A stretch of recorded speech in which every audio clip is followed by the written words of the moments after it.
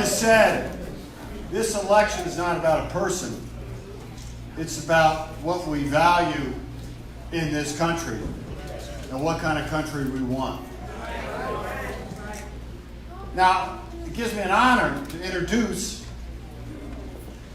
Senator Harris for a few reasons. First, the slogan, "One job should be enough," we can all relate to. That came out of the Marriott strike last year. We had 8 different cities on strike because we were tired of our folks working 2 or 3 jobs just to survive. They couldn't see their kids. They couldn't go to a parent-teacher conference. They couldn't coach a little league team. That's not what the American dream was all about. And we often have politicians who talk, but they don't really walk. So we're on strike last year. Senator Harris was being honored at this huge women's and leadership conference, all this la-di-da thing. And it wasn't even a question. Senator Harris goes, "Hell no, I'm not going across your picket line. I'm not going that, and I'm going to get the event moved." So that's number one. She understands that one job should be enough. Second, as Giaconda said, and unite here throughout our country, because we have folks from different parts of Unite here tonight. We have distinguished other leaders here, like our friend Tick Segerblom and Congresswoman Marcia Fudge. As we all know, as Giaconda said, we've always fought about health care. In fact, Nevada was the first state in the United States to actually pass a drug transparency bill on insulin. Right. Because the idea that people would have to choose between getting their insulin to conquer diabetes and paying rent is a crime. And so we're very interested what Senator Harris has sponsored in the Senate about prescription drug costs. They are outrageous, and frankly, I think the pharmaceutical companies are the new definition of the mafia. They extort us every single day. And then finally, on Senator Harris, the reason why we have such a bond here. Senator Harris is the only presidential candidate who is the daughter of 2 immigrant parents. Her mother came from India, her father came from Jamaica. They were civil rights activists. And I think what I learned from Senator Harris is this. She understands this issue on such a personal level. Because, you know, she's a really smart person. But she learned early on, unfortunately, in this country, even if you're really smart, you got a real knowledge. If you are an immigrant, a woman, a black, you got 3 strikes working against you. And what we have to do is what she's shown is you have to fight for who you are. And be proud of that. So I am really honored. The Unite here is honored. Culinary is honored to introduce a fighter, one of us, Senator Kamala Harris.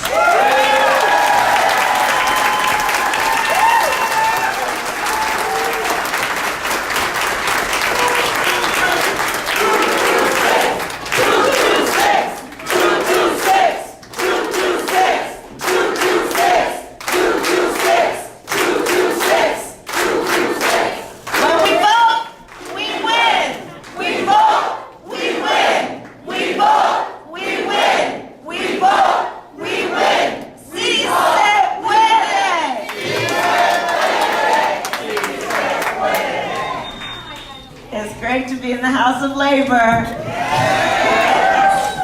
Thank you, Gio. Thank you, Dee. I am honored to be back. I am honored to join all of the leaders who are here.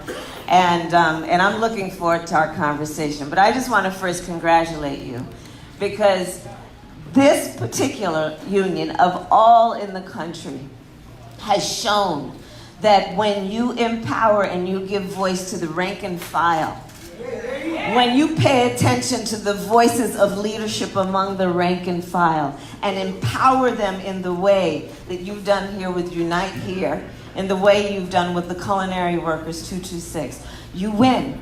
You have done the work of electing a governor. You have done the work of electing legislators. You have done the work of electing Stephen Horsford, my friend. You did that. You did that. The first Democratic governor in 20 years has you to thank. You did that. 226, 226, 226. So I'm here to talk to you because I'm running for President of the United States.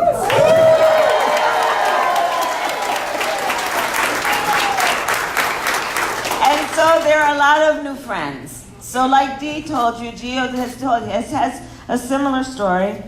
So my mother came to the United States when she was 19 years old, alone. And she felt a natural connection with the civil rights movement. And that's where she went. And then met my father, who came from Jamaica. And there they were, marching and fighting for civil rights.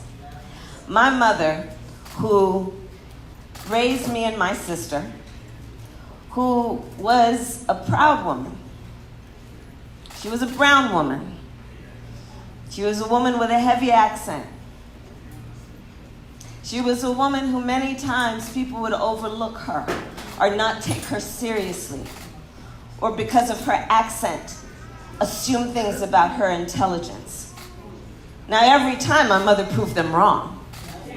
Every time she proved them wrong. All 5 feet of her, there was more fight in her than anybody who's 10 feet tall.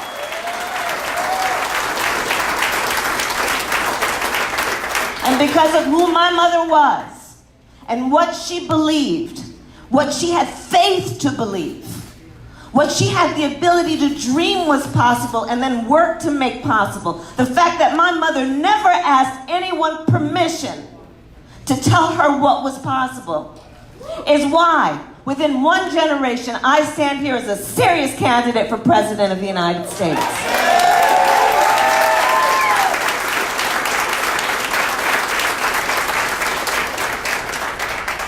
And with this background, I say, justice is on the ballot in 2020. Justice is on the ballot. Justice is on the ballot when we are looking at workers, when we are looking at families who have to work 2 and 3 jobs to pay the bills, because as Dee and Gio said, in the America I believe in, nobody should have to work more than 1 job to have a roof over their head and put food on the table. Economic justice is on the ballot. Economic justice is on the ballot. When in America today, in 99% of the counties, if you're a minimum wage worker working full-time, you can't afford a 1-bedroom apartment. Economic justice is on the ballot.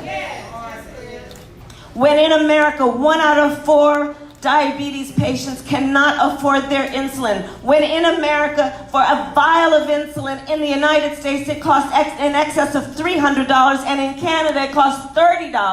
Healthcare justice is on the ballot. When in America, there is a man by the name of Donald Trump who has had policies that have included putting babies in cages and separating children from their parents in the name of border security, when in fact it is a human rights abuse being committed by the United States government. Justice for immigrants is on the ballot.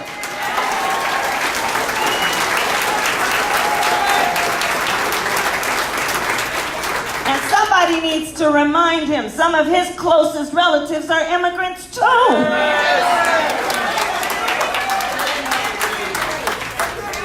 justice is on the ballot when there is a criminal living in the White House.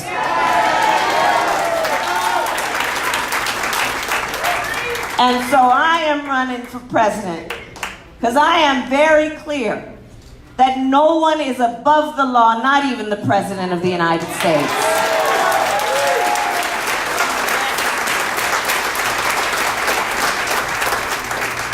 And so we've got a fight in front of us.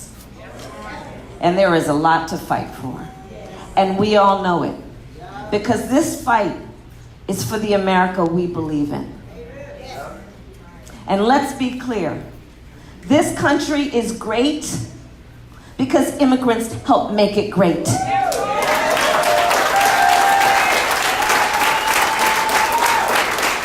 Any progress that has been achieved in this country, anything that has been about progress, be it social justice, be it civil rights, be it the fight for equality, every achievement came about because we were prepared to fight. Because we know how to fight. Because we like a good fight. We are up for a good fight. And so that's what's before us. And because we also know how to win. We know how to win. Like we know how to fight and we know how to win. And when we fight, we win. You got that right, sister. And so, to win in 2020, I believe this is going to be about having an ability like everyone here, which is what brought you to this moment. Everyone here knows to win a fight, we have to have a vision of the future. A vision of what we know is possible and what can be. That's part of how we win a fight, when we can see it, when we know it, when we have faith in it. To win, we're going to have to fight against powerful forces that have been trying to sow hate and division among us. People who have been trying to get us to point fingers at each other, to have people turn on each other. To win, we're going to have to point out what everybody here knows. Regardless of your race, or your gender, or your sexual orientation, or where you live, or the language your grandmother speaks. The vast majority of us have so much more in common than what separates us.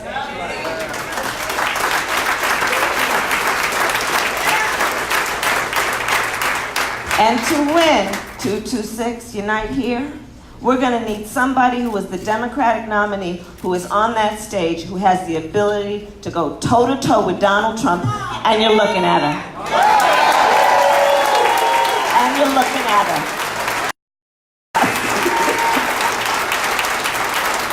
So that's the fight before us. And I'm honored to be with you tonight, to have this conversation, and to answer any questions, and to get to know you. So thank you very much. Muchas gracias. So we have folks from different parts of the United States, because this is Unite Here, and we have some questions that will apply to everyone. And I'd like to first call on Misha Robeson from Orlando, Disney World worker. Good evening, Senator Harris. I'm from Orlando, from Unite Here Local 362, and I've traveled here from Walt Disney World, where we just won a tough contract fight recently. The company offered us 50 cents raises over the life of a 4-year contract, and that was even after the company received $2 billion in Trump tax breaks. The workers stood together. We fought and we won almost $5 an hour in raises for our cast members. This ensures that every single worker will be at a minimum of $15 an hour before the contract expires. Now I'm out talking to my coworkers about politics and the upcoming election. Many of them don't like President Trump, but some of them, these same workers that fought this contract fight, say that at least he's tough. My question for you tonight is, how can Democrats convey their tough to and will fight for us. What can you say about being tough and fighting for our issues? Good. I'm really happy you asked that question. But congratulations, first of all, because that's extraordinary, and we still have such a big fight for $15 an hour minimum wage, which, by the way, let's be clear, is minimum. That's right. Right? It's the minimum standard of living. So let's talk about what it means to be tough.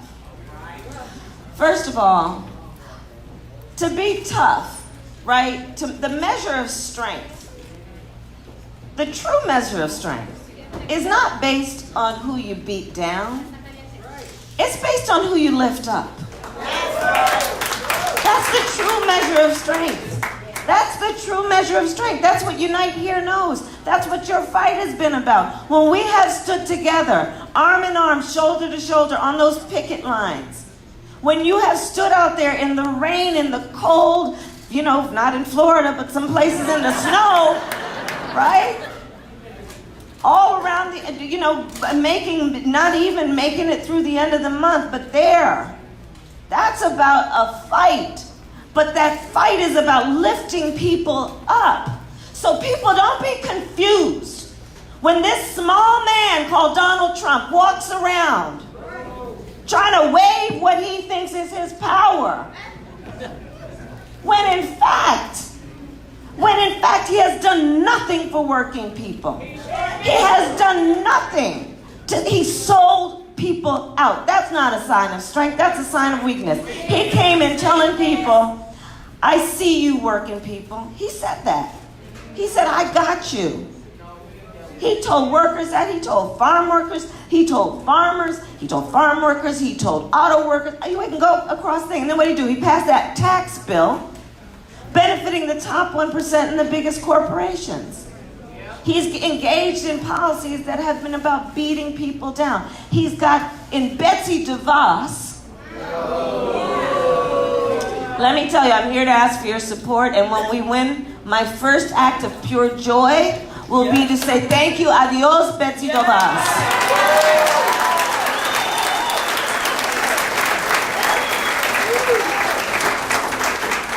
And you say, Kamala, when we're talking about strength and being tough, why are you talking about education? Well, because we know if you want to build up the strength of the nation, invest in education. Invest in our children. Like this, so we got to talk to folks to say, come correct and tell me how you define strength and tough. Because real strength is about who you lift up. That takes more strength than to use words through a tweet based on a fragile ego, which is what that man has. He uses words. I'm sure he never had a fight on the playground. Well, I did. You know what I'm saying? You know what I'm saying? It's that basic. So I'm really looking forward to being on that debate stage with him. I'm glad I didn't have to fight you. So the next question is from, I think, you know, we all often say, you know, who are the heroes in our society? I always look around and I go, well, we got him right in front of us. He's clearly one of the heroes, I think, of at least 226, and probably for Unite Here. He has been originally on the organizing committee and been fighting at the stations. Cassiano Corpus. Cassiano.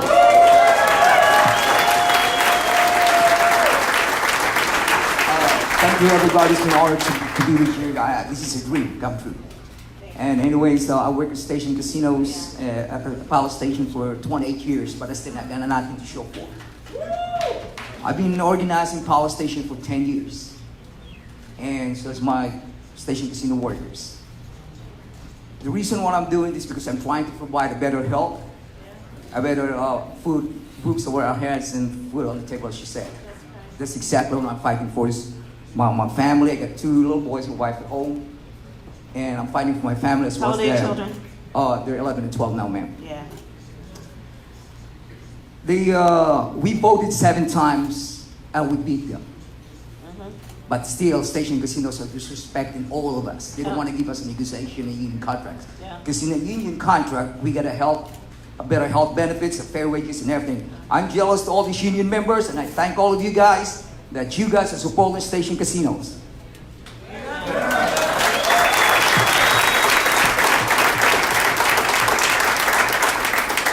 Right now, in this very moment, the U.S. Congress, the U.S. Senate, they had a bill, which is the Bill 803, a very bill that give all these anti-workers, anti-union company $500 million to keep.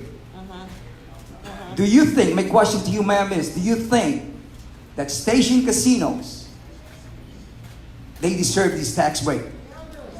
If they still keep on fighting the workers.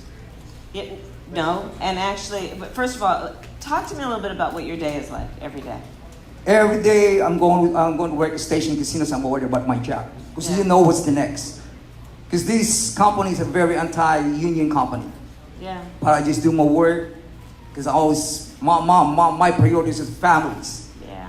My family and the family of my co-workers, station casino workers, the people that can't fight. Yeah. I will be there for them. I will represent all of them, and I will finish this fight. And maybe the next time you come back at Vegas, all these station casinos will be 226. Well, and I'm with you. And I'm with you. Absolutely. And I'm with you. We're gonna have that contract, and I'm not gonna stop fighting until we finish. And I'll vote for you. I think you got that personality that can beat Donald Trump. Thank you very much. Thank you. So, and you know, I called for Tita. And I've called for Tita. I've weighed in on that. I'm with you on that. I'm with you in terms of standing with the workers.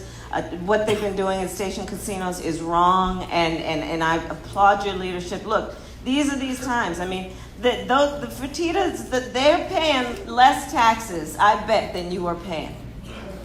Right? This is why I say economic justice is on the table. When you look at all of these issues, when you look at it about fair wages, you talk about the ability of workers for collective bargaining. When we talk about car check, these are all basic issues that are about economic justice. I stand with you. I have been in touch with the Fertitta brothers to say they should stop what they've been doing, and I will continue to stand with you. And I appreciate you. And for myself, I just we're not second-class workers, ma'am. Station casino workers are not second-class workers. Thank you very much. Yes, thank you. Okay, now I have another question from somebody who I knew quite for a long time. He was a striker at the Horseshoe for 9.5 months. He is a rock solid guy, Mario. How are you? First of all, welcome to our Culinary Workers Union Hall. Thank you. It's good to be Glad back. to have you. Thank you. Thank you. Again, my name is Mario Sandoval. I've been working at Binion's Horseshoe for 35 years. Okay.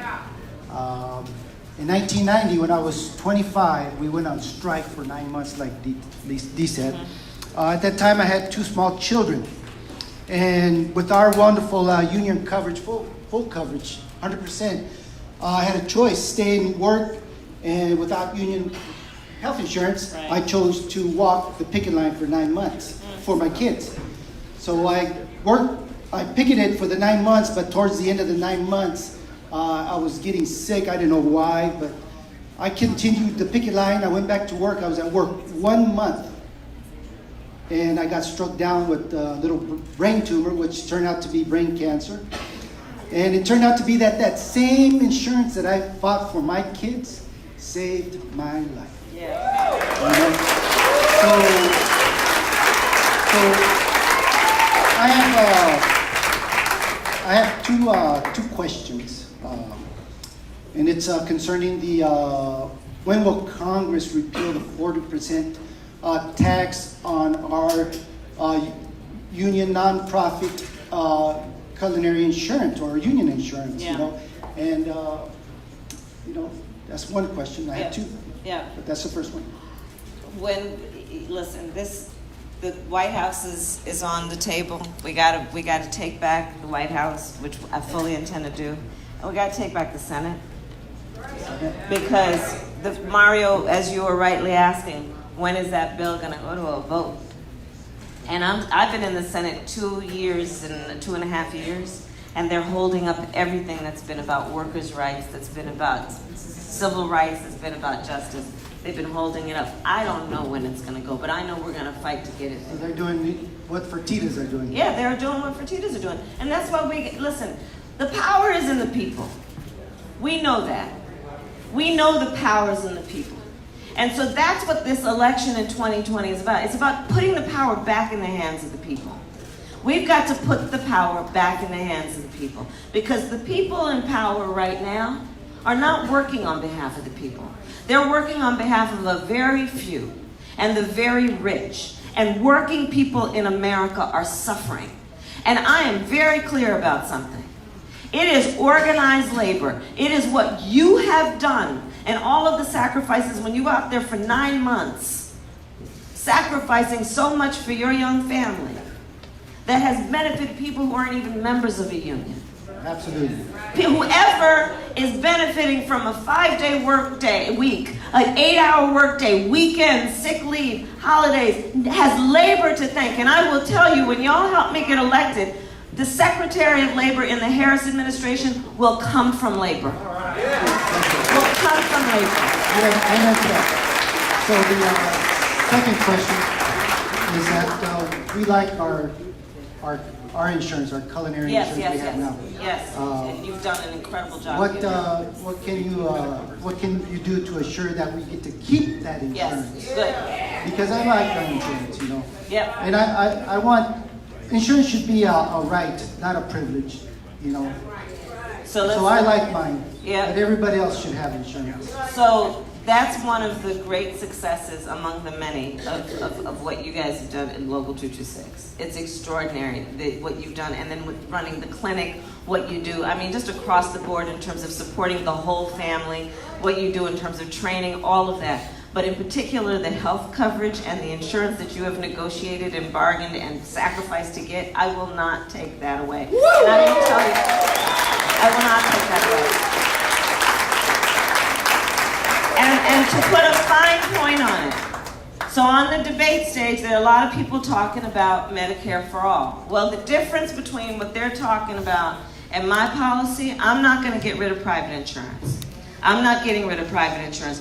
And it is 226, it is Unite Here that helped me in terms of thinking about what makes for the better process and the better policy.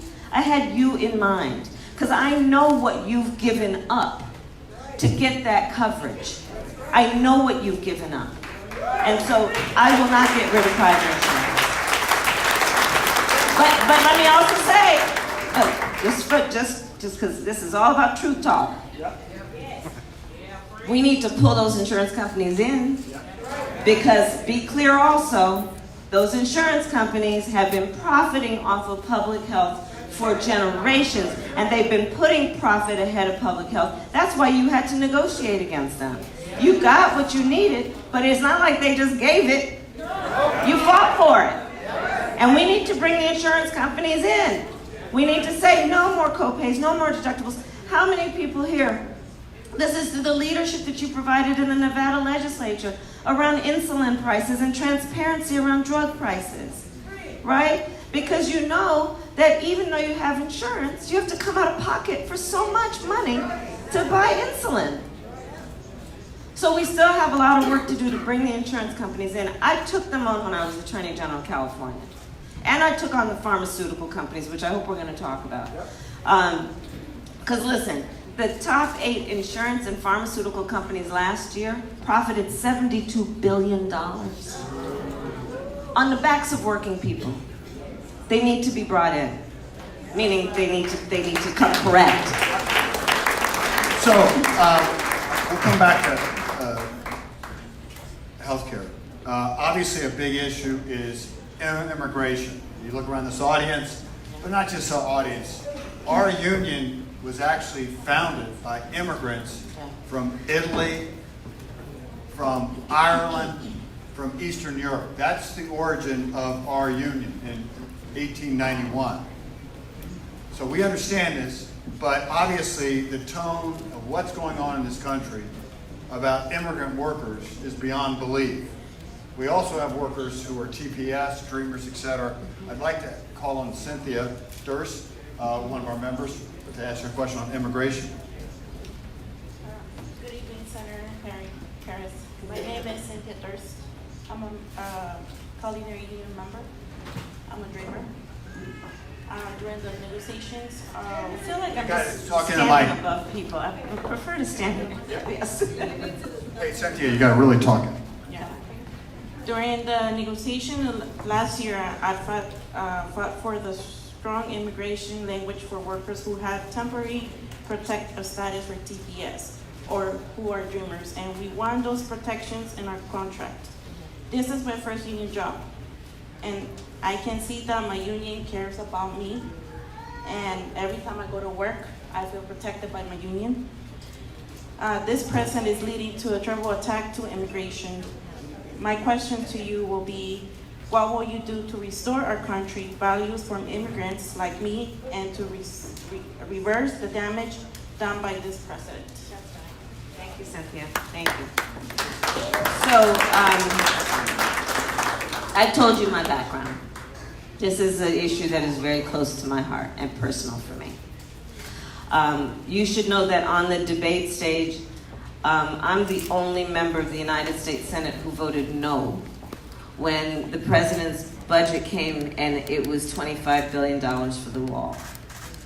Because they were trying to trade and play off dreamers for the wall. And I wasn't going to get played. And I took a lot of political heat from Democrats. There were only 3 of us that voted against it. 2 of the senators from New Mexico and me. One of the first acts that I will take when elected president is to immediately reinstate DACA by executive action. But not only reinstate DACA for our dreamers. Here's the thing that I want to be really clear about. I can't agree with public policy that says we're going to help the kids and not recognize that those kids exist in a family that loves them and parents that love them and that they want their parents. And so, I will, by executive action, bring DACA back to protect our dreamers and extend it to their parents and their siblings and their families.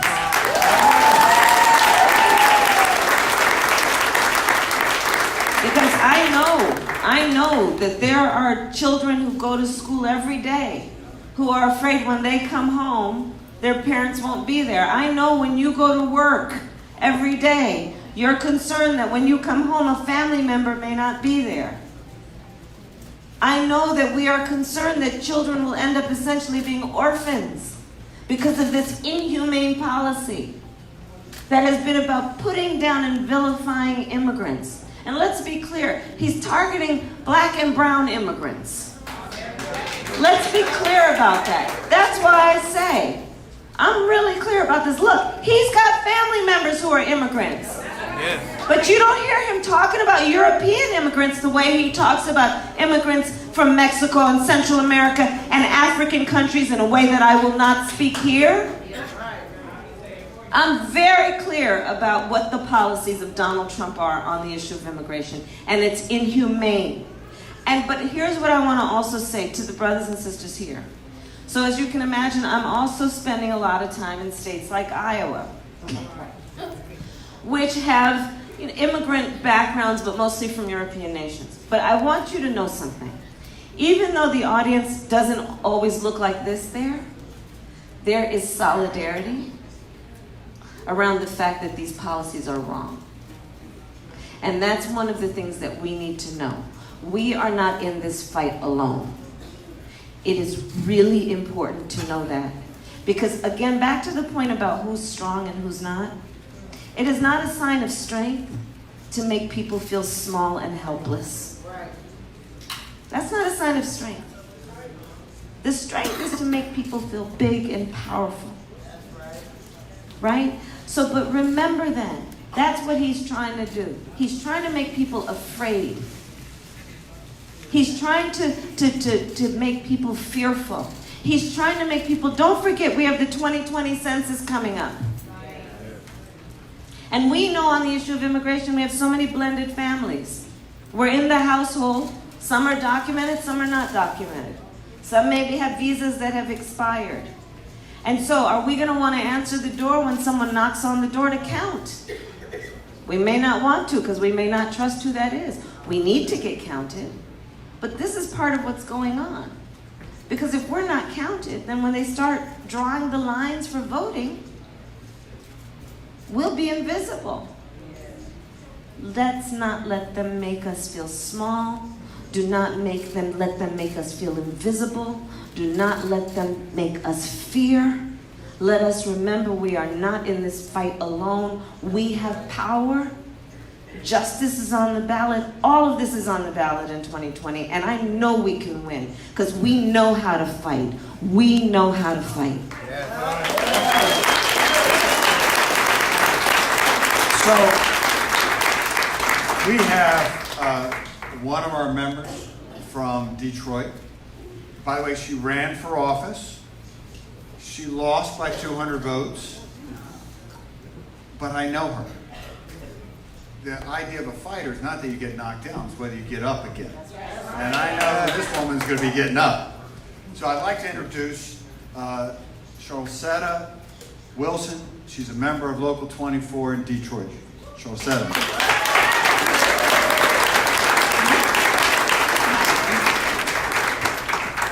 So Donald Trump won over some Michigan voters in part for the promise of bringing back manufacturing jobs. So today I'm here to ask you, what are your plans to bring back good union jobs to Michigan and the rest of the country? Yes, and thank you. And keep fighting, keep fighting. So Michigan and many places, we've got to bring back jobs. Let me just tell you, my whole reason for being on this issue and running for president is to make sure that we export American products, not American jobs. That has to be the priority. We also need to have trade policy that then reflects the need to trade. And, you know, let's be clear about Donald Trump. Again, he said he was supporting working people and then put in place all these restrictions on the ability to then export American products. And people are suffering. You know, you saw the brothers and sisters of the UAW, the United Auto Workers, who were striking for weeks, making $250. I stood with them and I was there with them when they were striking. They were making $250 a week because of these trade policies. So what we need to do to bring back manufacturing is we need to invest in the American worker. We need to invest in American industry. But we also need to do this. We also need to help train people for the jobs that need to be filled. This is where Local 226 and Unite Here is one of the great leaders. And I look forward as president to partnering with organized labor. You have some of the best training programs in the country. You know how to build up the skills of the American worker. You know how to teach people how to take on these jobs and jobs that have great value and for which there is great pride in doing the work. So that is the kind of president I intend to be, which is to rely on what you have done to build up the skills to take on the jobs that need to be filled. Because that's critical. Because there are a lot of jobs out there for which we don't have the skilled labor and people want to work, but the government's got to do a better job of relying on unions to help build up those skills.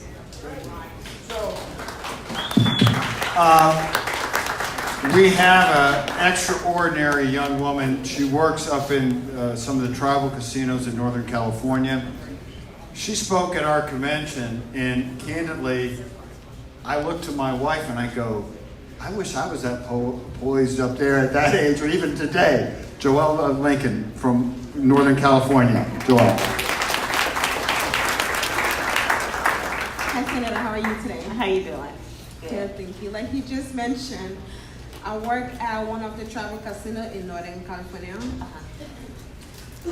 With the union, we've won better wages, healthcare, workloads, and a voice at the job.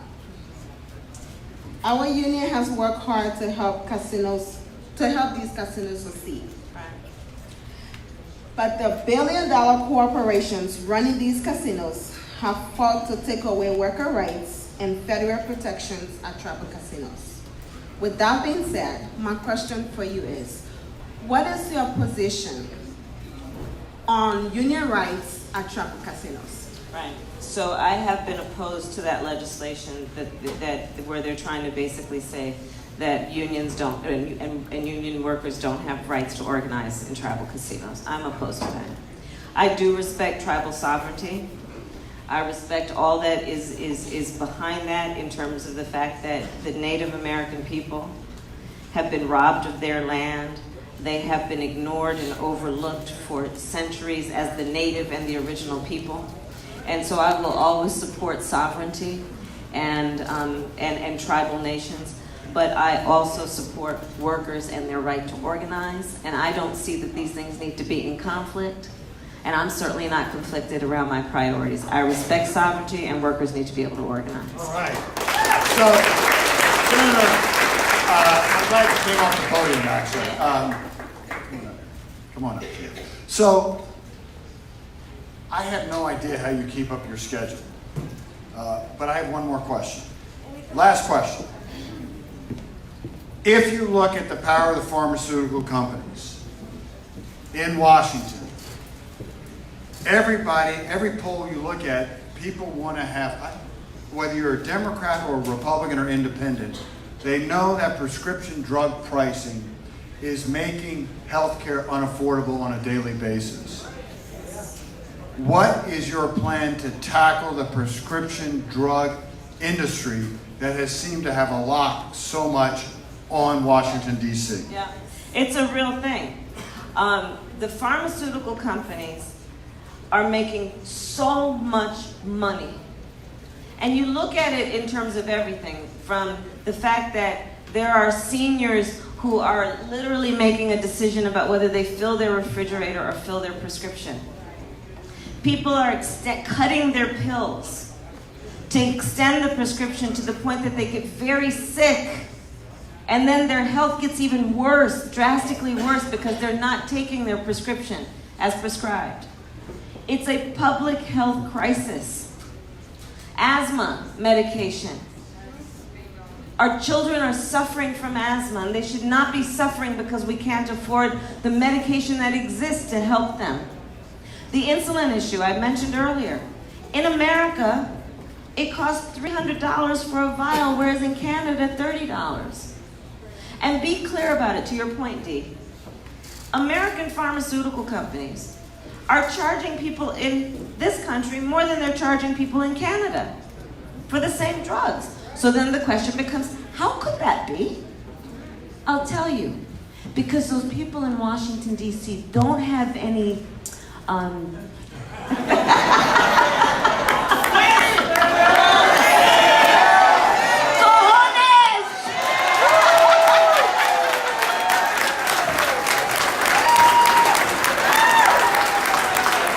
If you need translation for that, ask somebody. Because how could it be that they would how could it be that they would let these pharmaceutical companies charge their own people more? It's because they're making money, and they want the money, and so this is what I'm prepared to do as president elected. And let me tell you, as Attorney General of California, where I was the first woman and the first person of color to be Attorney General of California, where I ran the second largest Department of Justice in the United States. And by the way, nobody said I could win, but I won. Yes. I took on the pharmaceutical companies and I won. And I will take them on as president. And here's exactly what we're going to do. We're going to make sure that we set fair prices, meaning we're going to look at how much that drug is being charged for people around the world and set the price in the United States based on how it's being charged in other places, which is going to bring the prices down. 2, so through the United States government, we fund a lot of research and development of these drugs, right? There's a place called the National Institutes of Health that, and through through the federal government, federal taxpayer dollars go into funding research to create drugs that can save lives. So here's the point. Any pharmaceutical company that doesn't play by the rules, I'll take the patent if their drug was a result of federal dollars going into the research. Right?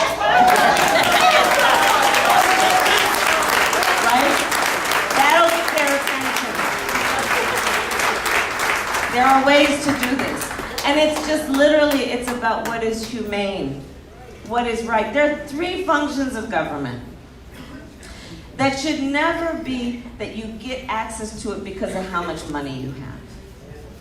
It's about public safety, public education, and public health. And anyone's access to those things should not be about how much money you have. It's just basic. So that's where I am. So, Senator, we appreciate, I know you've been going all over the country. You've been in Iowa a lot, New Hampshire, South Carolina. We really are honored that you could make it this evening, and I would ask if you have any closing remarks, and then I know Jill wants to pull it all together for us. So one thing I want to talk about is in the election for President of the United States, there are some people who have been saying that in this election, oh, I don't know if America is ready for a woman of color with an immigrant background to be President of the United States. And here's the thing. And they'll say, oh, I think I'm ready, but I don't know if my neighbors are ready.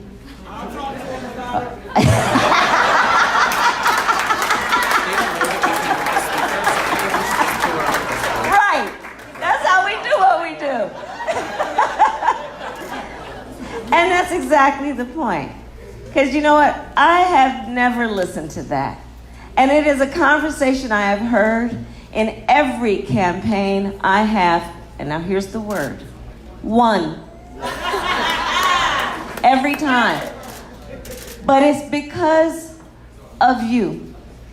It's because of working people. It's because of people who understand that when we fight for what we believe is possible, even when we've never seen it before, we can make it happen.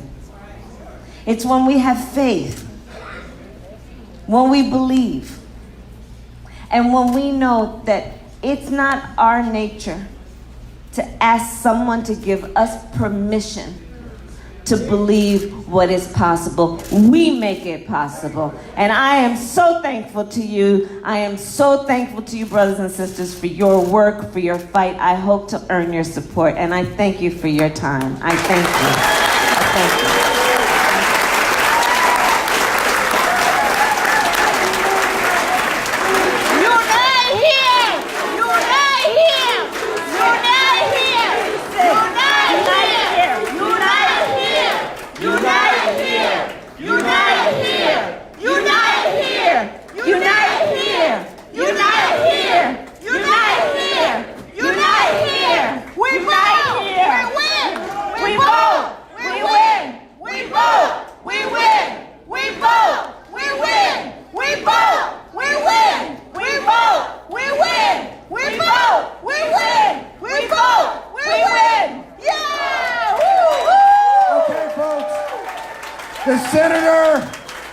The senator wants to take pictures with you.